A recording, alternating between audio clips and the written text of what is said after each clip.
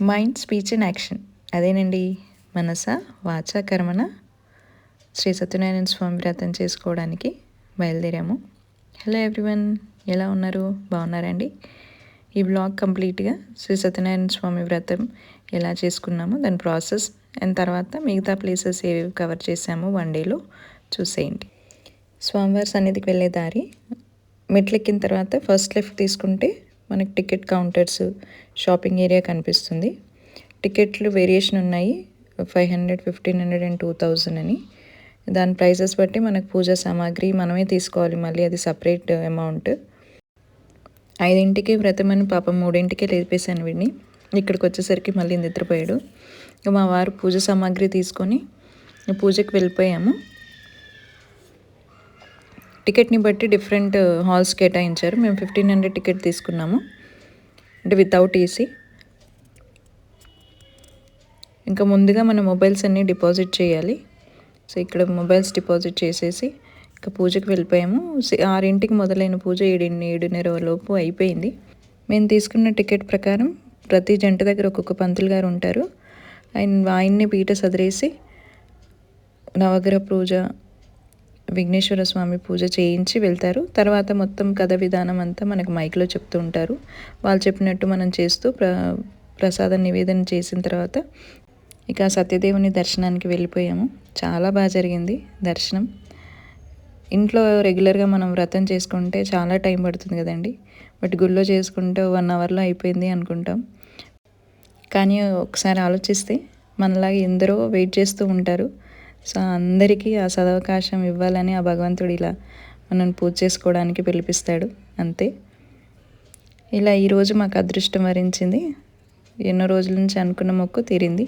తర్వాత రామాలయానికి వచ్చేసాము పక్కనే. ఇక్కడ క్షేత్రపాలకుడు ఆ శివయ్యే, అందుకే అన్నారు శ్రీ విష్ణు రూపాయ నమ శివాయ అని.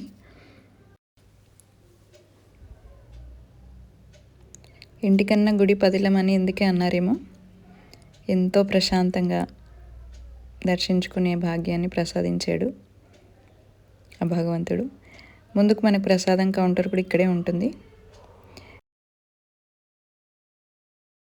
ఇటు చూడండి, మొత్తం పెళ్లి మండపాలు కొత్త జంటలతో నిండిపోయింది రామాలయం మొత్తం. ఇక ఆ రామయ్యను కూడా దర్శించుకొని వచ్చేసాము. అన్నవరం స్వామి దర్శనం అయిపోయింది, వ్రతం అయిపోయింది.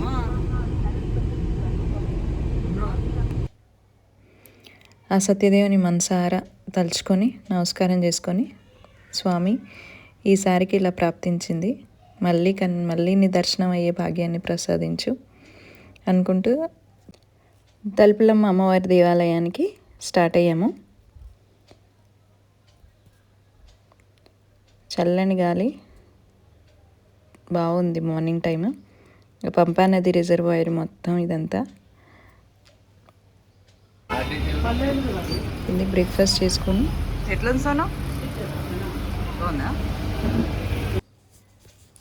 ఇక్కడ మామిడిపళ్ళు కనిపిస్తాయి, వద్దంటామా. దేవుని శ్రీ తలుపులమ్మ అమ్మవారి మెయిన్ ఎంట్రన్స్. గుడి చాలా పైన ఉంది.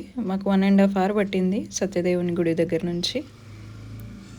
ఆదివారం చాలా రద్దీగా ఉంటుందంట ఈ ప్రాంతం మొత్తం. గుడి అభివృద్ధి కార్యక్రమాలు స్టార్ట్ అయినట్టున్నాయి ఇక్కడ. ఇంకా గుడి అయితే చాలా కొండపైనే ఉంది. అండ్ ఇక్కడ చూడండి, ఈ బాబు దేవుళ్ళ సినిమా గుర్తొచ్చేసింది నాకు. కూటి కోసం కోటి విద్యలు అన్నారు కదా. గుడి మెట్లు చాలా బాగా అనిపించాయి నాకు, విశాలంగా.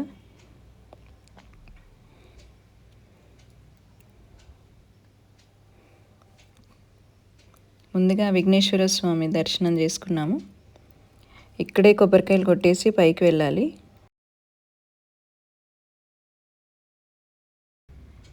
అమ్మవారి రూపం అయితే చాలా బాగుంది. యాదగిరిగుట్టలో స్వామి ఎలా గుహలో ఉంటారో ఇక్కడ అమ్మవారి శాంతి రూపంలో అలాగే దర్శనమిస్తారు. రెండో దేవస్థానం ఇలా 10:30 వరకు అయిపోయింది. తర్వాత పిఠాపురంలోని కుకటేశ్వర స్వామివారి దేవస్థానానికి వచ్చేసాము.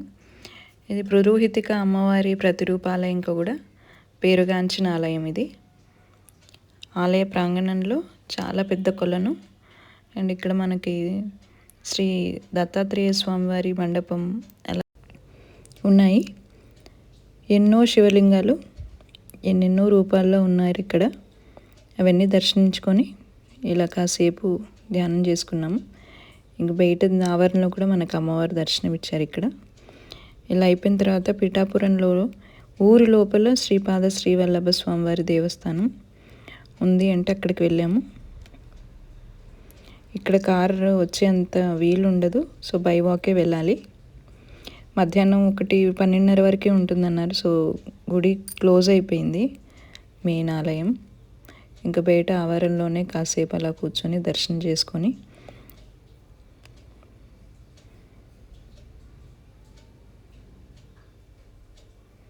అదిగోండి స్వామివారు.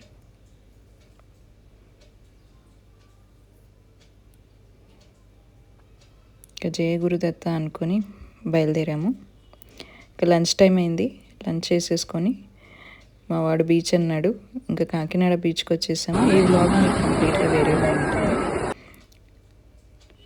ఫుల్ ఎంజాయ్ చేసేసాడు.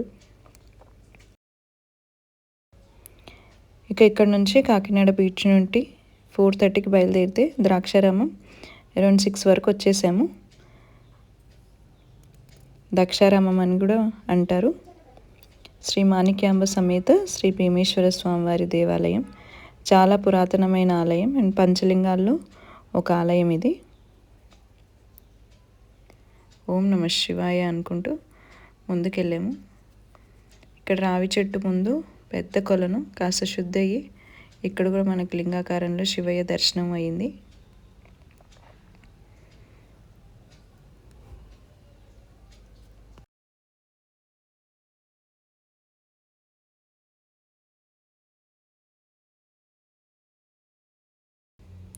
ముందుగా శ్రీ ఆంజనేయ స్వామి దర్శనం చేసుకొని ఇంకా ఆలయంలోకి వెళ్ళాము. ఆలయ ప్రాంగణం చాలా పెద్దగా ఉంది అండ్ పెళ్లి మండపాలు ఇక్కడ కూడా చూసాము. అండ్ ఇక్కడికి వస్తే నిజంగానే నేను ద్రాక్షారామం వచ్చానా అనే ఫీలింగ్లో ఉండిపోయాను కాసేపు. సో అక్కడ పంతులు గారు కూడా చాలా బాగా వివరించి అన్నీ చేయించారు అక్కడ. ఇక్కడ శివలింగం ప్రత్యేకం 14 అడుగులు ఉంటారు. ప్రతి అంతస్తుకు ఒక్కొక్క రూపంగా ఉంటారు. అండ్ ఇక్కడ క్షేత్రపాలకుడు వచ్చేసి మనకి మళ్ళీ విష్ణువే కనిపిస్తాడు. అంటే మనం తెలుసుకోవాల్సింది శివయ్య లేనిదే విష్ణువు లేడు, విష్ణువు లేనిదే శివయ్య లేడు అని. ఇలా అన్ని దేవాలయాలు దర్శించుకొని మళ్ళీ మేము హైదరాబాద్ బయలుదేరిపోయాం. అరౌండ్ 7:30కి స్టార్ట్ అవుతే అరౌండ్ 4:40కి 5 అయ్యింది ఇంటికి వచ్చేసరికి. అనుకోకుండా ఈ ప్రయాణం చాలా బాగా జరిగింది. 2 రోజులు ఎలా గడిచిపోయో తెలియలేదు. క్షేమంగా ఇంటికి చేరుకొని తెచ్చుకున్న ప్రసాదాలన్నీ నివేదించేసి మళ్ళీ పూజ చేసుకున్నాము. ఇలా ఈ 2 రోజులు అన్ని దేవాలయాలు చూసుకొని ఇంటికి వచ్చేసాము. మీకు ఈ వ్లాగ్ నచ్చితే లైక్, షేర్ అండ్ సబ్స్క్రైబ్. ఇది మన గ్రూప్ వస్తుంది వ్రతంలో. So thank you for watching.